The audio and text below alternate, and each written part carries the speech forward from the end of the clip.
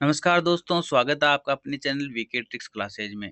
आज हम पढ़ेंगे केवीएस एनवीएस स्पेशल एजुकेटर के लिए एंड डी ट्रिपल एसबी या फिर राजस्थान में फर्स्ट ग्रेड के लिए बेहद ही important topic guidance and counselling in special education, मार्गदर्शन एवं परामर्शन, वो भी स्पेशल एजुकेशन के लिए। तो चलिए दोस्तों, शुरुआत करते हैं। टॉपिक है guidance and counselling in special education, मार्गदर्शन एवं परामर्श। एक वास्तविक स्थिति देखते हैं। इससे पहले जो है 17 टॉपिक्स एंड स्पेशल के लिए इम्पोर्टेंट इम्पोर्टेंट टॉपिक जो है अपने प्लेलिस्ट में जाकर आप देख सकते हैं।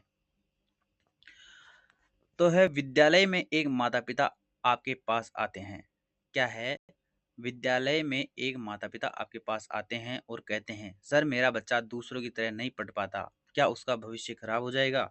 अब सोचिए, क्या स्पेशल एजुकेटर का काम केवल आईईपी बनाना है? नहीं। क्या केवल पढ़ाना ही पर्याप्त है? नहीं। यहाँ आपको काउंसलर, गाइड और सपोर्ट सिस्टम बनना पड़ता है। क्या है? आप विद्यालय में गए और विद्यालय में एक जो है पेरेंट्स आपके पास आते हैं और आपको कहते हैं कि सर मेरा बच्चा दूसरों की तरह नहीं पढ़ पाता, क्या उसका भविष्य खराब हो जाएगा? तो आप अपने जो है दिल पर हाथ रख के कहिए, क्या आप स्पेशल एजुकेटर होने के नाते क्या करोगे? क्या सिर्फ आईईपी बनाओगे? तो ये सही नहीं होगा। केवल पढ़ाना ही पर्याप्त नहीं है। आप उनको काउंसलर के रूप में, गाइड के रूप में और सपोर्ट सिस्टम के रूप में आप उनको जो है एक सहानुभूति दोगे। स्पेशल एजुकेटर की 3 भूमिकाएं होती है। कौन-कौन सी? टीचर की, काउंसलर की और फैमिली सपोर्टर की। आप एक स्पेशल एजुकेटर हो तो आपको शिक्षक बनकर ही नहीं रहना है। अगर बच्चा कुछ अलग बिहेवियर कर रहा है तो आप बच्चे की पेरेंट्स से भी जाकर बात करेंगे और उसको अपने लेवल पर जहाँ तक है सुधारने का प्रयास भी करोगे। आगे देखते हैं गाइडेंस और काउंसलिंग में अंतर। दोनों में अंतर देखेंगे। बहुत बार इंटरव्यू में यही पूछा जाता है कि गाइडेंस और काउंसलिंग में क्या अंतर है। तो गाइडेंस का काम होता है दिशा देना, प्रिवे प्रिवेंटिव जो है देना, प्रिवेंशन के साथ साथ ही आप सामान्य सहायता भी करोगे, सभी बच्चों के लिए करोगे। और वहीं काउंसलिंग की अगर बात करें तो समस्या समझाना, रिमेडियल देना, व्यक्तिगत सहायता करना ज़रूरत बच्चों के लिए, जो ये है। इसमें दोनों में फ़र्क ये है कि गाइडेंस का काम ये है कि आप दिशा निर्देश ही दोगे, जबकि काउंसलिंग क्या करता है? समस्या का समाधान और समस्या को समझाने का कार्य करता है। यह प्रिवेंसिव होता है, ये रिमेडियल होता है, ये सामान्य सहायता करता है, जबकि काउंसलिंग क्या करता है? व्यक्तिगत सहायता करता है। ये गाइडेंस सभी बच्चों के लिए हो सकती है, लेकिन काउंसलिंग क्या है? ज़रूरतमंद बच्चों के लिए आवश्यक है। आगे देखते हैं आसान ट्रिक्स। गाइडेंस डायरेक्शन देता है, दिशा निर्देश देता है, जबकि काउंसलिंग क्या करता है? डिस्क्रिप्शन करता है। गाइडेंस क्या है? गाइडेंस वह प्रक्रिया है जिसमें बच्चे को सही निर्णय लेने, अपनी क्षमता पहचानने और जीवन में आगे बढ़ने के लिए मार्गदर्शन दिया जाता है। उदाहरण: subjective selection, career planning, school adjustment और सोशल स्किल्स। ये कार्य किसका है? गाइडेंस का है।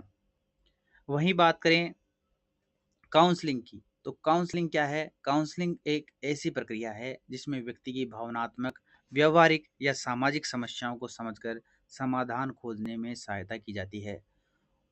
उदाहरण है एनेक्सिटी, लो कॉन्फिडेंस वाला बच्चा, बिहेवियर प्रॉब्लम्स या फैमिली स्ट्रेस। इनमें क्या करता है काउंसलिंग? काउंसलिंग का कार्य यही होता है कि उनका समाधान करे। स्पेशल एजुकेशन में काउंसलिंग की क्यों जरूरी है? स्पेशल जो विशेष शिक्षा है उसमें काउंसलिंग क्यों ज़रूरी है? क्योंकि दिव्यांग बच्चे अक्सर सामना करते हैं लो सेल्फ एस्टीम से, रिजेक्शन से, बुलिंग से, सोशल आइसोलेशन से और एकेडमिक फेल्योर से। तो इनमें अगर एक स्पेशल एजुकेटर काउंसलिंग की भूमिका निभाता है तो वो इन सभी क्षेत्रों से सकुशल बाहर आ सकता है। एकेडमिक फेलियर, बच्चे को अंदर ही अंदर तोड़ता है, बुलिंग तोड़ता है, सोशल आइसोलेशन तोड़ता है, लो सेल्फ स्टीम तोड़ता है, रिजेक्शन तोड़ता है। तो इन जो भूमिकाओं में अगर स्पेशल एजुकेटर काउंसलिंग की भूमिका निभाता है तो बच्चे में कॉन्फिडेंस लेवल हाई होता है। आगे देखते हैं केस स्टडी। फर्स्ट सिचुएशन है, ऑटिज्म वाला बच्चा किसी से बात नहीं करता। स्पेशल एजुकेटर क्या करेगा? एक ऑटिज्म वाला स्वलीनता वाला बच्चा है, खुद में ही मस्त रहता है, वह किसी बाहर से अपरिचित से बात नहीं करता। तो ऐसी सिचुएशन में स्पेशल एजुकेटर क्या करेगा? जबरदस्ती बात नहीं करवाएगा, बच्चे को बाहर लाके बैठवाएगा कि आप जबरदस्ती अंकल से बात करो, ये सही नहीं है। सही अप्रोच क्या है? रिपोर्ट ब्लीडिंग बनाएगा और स्ट्रक्चर्ड इंस्ट्रक्शन देगा, पीयर सपोर्ट देगा और पॉजिटिव रेनफोर्समेंट देगा। अर्थात उस बच्चे की रिपोर्ट बनाएगा कि कारण क्या है, स्ट्रक्चर बनाएगा उसका कि इस समस्या का निदान कैसे किया जाए, और जो सहपाठी है उनका सब सहयोग दिया जाएगा और पॉजिटिव रेनफोर्स सकारात्मक पुनर्बलन भी देंगे। आगे देखते हैं केस स्टडी 2।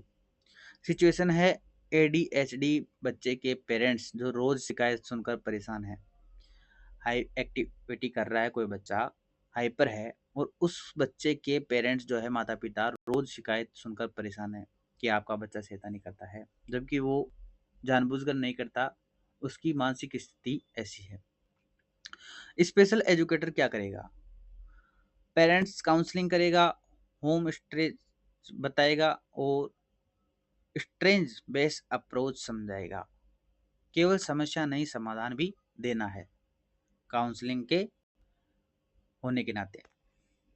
आगे देखते हैं parents counselling interview favourite area.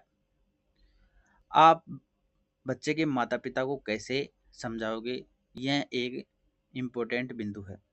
Special educator का सबसे महत्वपूर्ण कार्यों में से एक है पेरेंट्स को क्या समझाना चाहिए।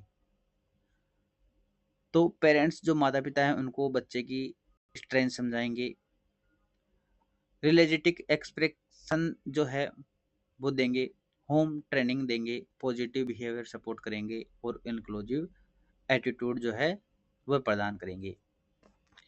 आगे है पेरेंट्स को क्या नहीं कहना चाहिए। बच्चे जो है स्कूल में जो भी बिहेव कर रहा है उसका पेरेंट्स को क्या जो है रिन्यू नहीं करना चाहिए या फिर क्या नहीं कहना चाहिए। आपका बच्चा कभी नहीं सीख सकता, इसका कुछ नहीं हो सकता, इसे स्पेशल स्कूल में भेजो। स्पेशल स्कूल में क्यों भेजेंगे?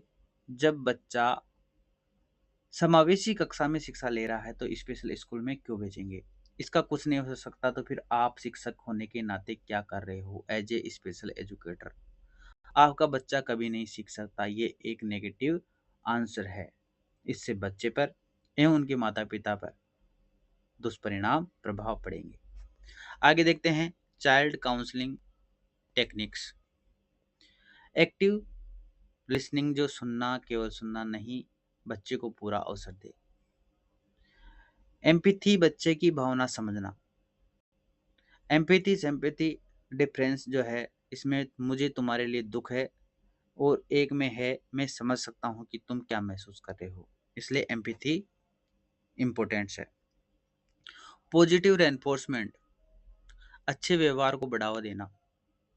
गोल सेटिंग, छोटे छोटे लक्ष्य निर्धारित करना और मोटिवेशन बिल्डिंग जो है आत्मविश्वास विकसित करना।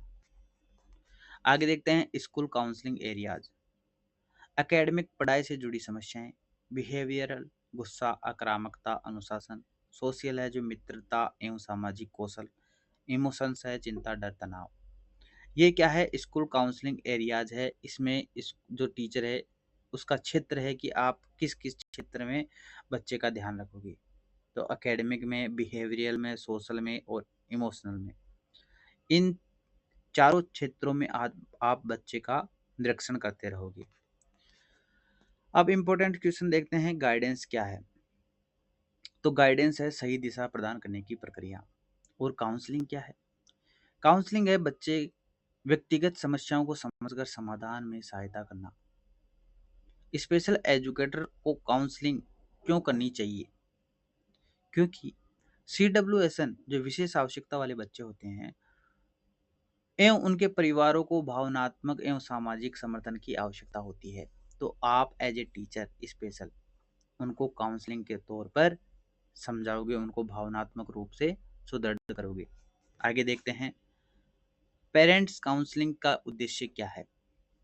बच्चे के विकास में परिवार की सक्रिय भागीदारी बढ़ाना।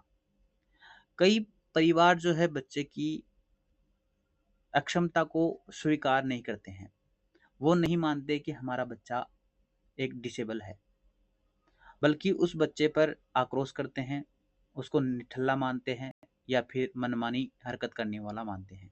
तो उनको समझाना कि आपका बच्चा जानबूझकर ये ऐसी हरकतें नहीं करता, ये एसएलडी से ग्रसित है या फिर कोई दूसरी अक्षमता से ग्रसित है। इस प्रकार काउंसलिंग करके आप उनके परिवार को एक जागरूकता प्रदान कर सकते हैं। एम्पैथी और सिंपैथी में अंतर है। एम्पैथी होती है भावनात्मक समझना और सिंपैथी होती है सहानुभूति व्यक्त करना। आगे देखते हैं इंटरव्यू रैपिड फायर, जो आपने पढ़ा है उसका एक रिवीजन कर लेते हैं। गाइडेंस होता है डायरेक्शन देना, दिशा निर्देशित करना। काउंसलिंग होता है प्रॉब्लम सॉल्विंग सपोर्ट करना, जो समस्या उनका समाधान करके सपोर्ट करना। पेरेंट्स काउंसलिंग क्यों जरूरी है? क्योंकि फैमिली इन्वायरमेंट जो है उसको सुधारने के लिए पेरेंट्स काउंसलिंग जरूरी है। सबसे महत्वपूर्ण काउंसलिंग स्किल्स है एक्टिव लिसनिंग। आप एक्टिव होके उनकी बातों को सुनना और उनके द्वारा आप निर्णय लेना। एम्पैथी का अर्थ है भावनात्मक समझना। अब देखते हैं इंटरव्यू में विनर वाला आंसर। अगर पूछा जाए एक अच्छे स्पेशल एजुकेटर की सबसे बड़ी विशेषता क्या है, तो उत्तर दे, एक अच्छा स्पेशल एजुकेटर केवल पढ़ाता नहीं बल्कि बच्चे, परिवार और विद्यालय के बीच एक सहयोगी सेतु ब्रिज का कार्य करता है। स्पेशल एजुकेटर का कार्य यह है कि बच्चे को पढ़ाई के साथ साथ मजबूत इंसान बनाए, समाज से लड़ने की शक्ति उत्पन्न करे एवं आत्मनिर्भरता उत्पन्न करे। एक अच्छा स्पेशल एजुकेटर पढ़ाने का कार्य नहीं बल्कि बच्चे, परिवार और विद्यालय के बीच एक क्या है, ब्रिज है। तो धन्यवाद दोस्तों। अगर आपको टॉपिक पसंद आते हैं और यूं ही स्पेशल एजुकेटर के नए नए टॉपिक आप देखना चाहते हो तो चैनल को लाइक करें, कमेंट करें, सब्सक्राइब करें और बने रहिए अपने विकी ट्रिक्स क्लासेज चैनल के साथ।